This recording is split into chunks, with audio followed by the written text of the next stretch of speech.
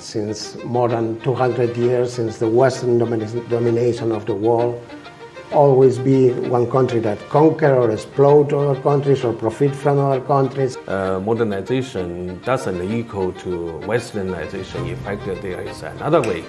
Based on your traditional culture, your basic situation in the country, and still you can realize the developing countries' modernization. Exactly, yeah.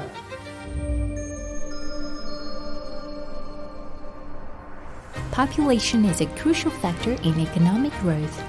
A huge population exceeding 1.4 billion is a distinctive national condition of China.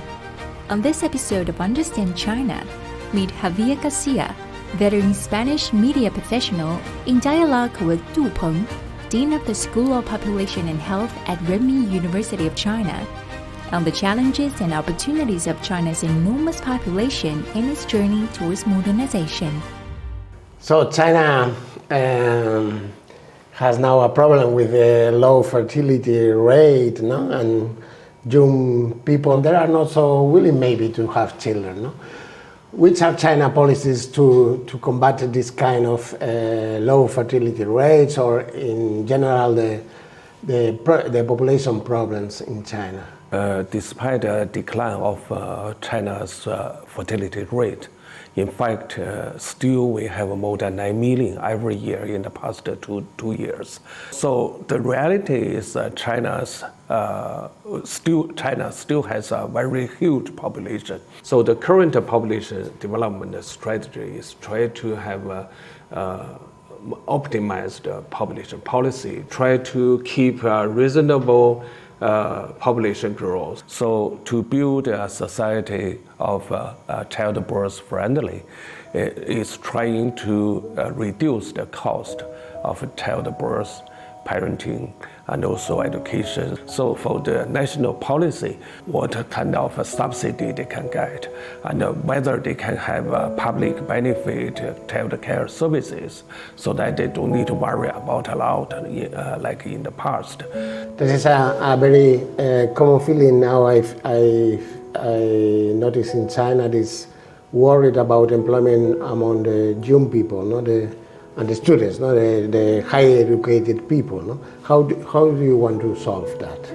So that means the high quality employment, not just increase the number of employment, but at the same time, they can have a more sustainable and a stable job career, and they can have a better protection of rights and interests during their job career. How to create a safe environment to provide the insurance, and also now how to lessen the burden of the housing when they work. And also we have a taxation deduction for these young people if they just start their job creation career. For years, some Western media has been hyping up issues related to China's population, such as China's birth policies, aging population, and decreasing birth rate, consistently suggesting that China's demographic dividend will disappear, leading to economic decline in China and negative effects on the global economy. How do you react, professors? In fact, we still have the dividend. By now, if we think about the labor force defined from 16 to 59 years old, still we have almost 800 million, the largest in the world. The effective labor force in the market is about 700 million today. So it's more than the total of the developed countries, the total labor force. In fact, we can't define the dividend, the demographic dividend, just as the increasing proportion of the labor force.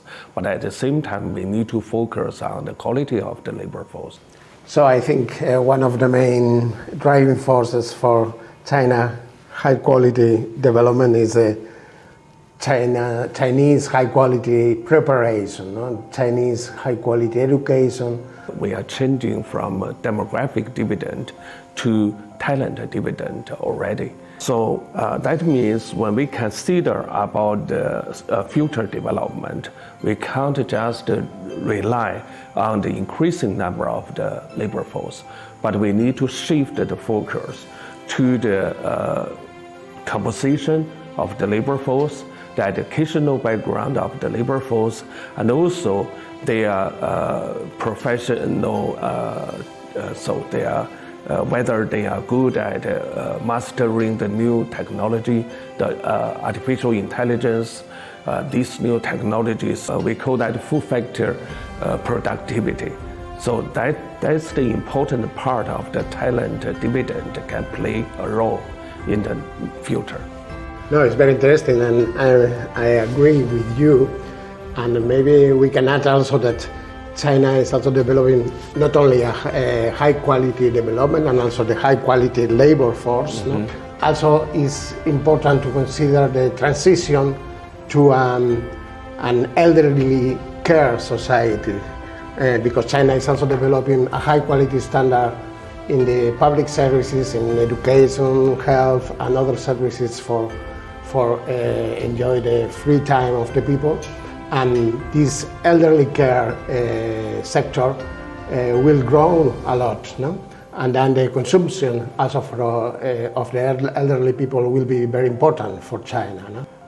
It's also another term called the silver economy. Yeah, silver economy. So that's why in the last January, mid-January, the central government announced the new policy to emphasize how to develop the silver economy, not just for the economic development, but also how to meet the needs of the increasing number of older people. In September, China just announced a new retirement age, delay retirement age policy. It becomes the heating topic in China and also maybe overseas. We think it's the right time to change the retirement age because it gives people about 2 decades, 3 decades to gradually adopt the new procedure. And also for the country, it's a very fundamental measure to meet the challenge of population aging just before the aging boom. In fact, the labor force currently, we can still expand the artificial intelligence or how to increase the efficiency of the labor participation to solve the problem of the reduction of the labor force. So I think an important thing is also the robotization, industrial robotization of China, no? The technological innovation in the industry sector. No? China, I think, in the last years has doubled its capacity, and it has growth more than the rest of the world together, the industrial robotization of China. And that means maybe you don't need so many workers in the industry, and then people can also work less. That means the economic growth more depend on the innovation and the technology development in the future, not just on the focus on the size of the labor force. That's a fundamental shift. And of course the innovation. No? The innovation is one of the main factors that can contribute to Chinese modernization and development. No?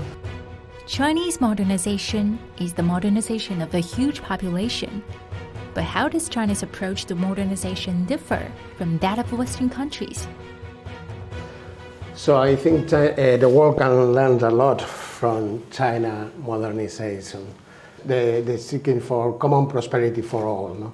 The enormous change of China is done peacefully, without no violence, no oppression, no expansion outside of its borders. And China modernization is based in the building of an ecological civilization.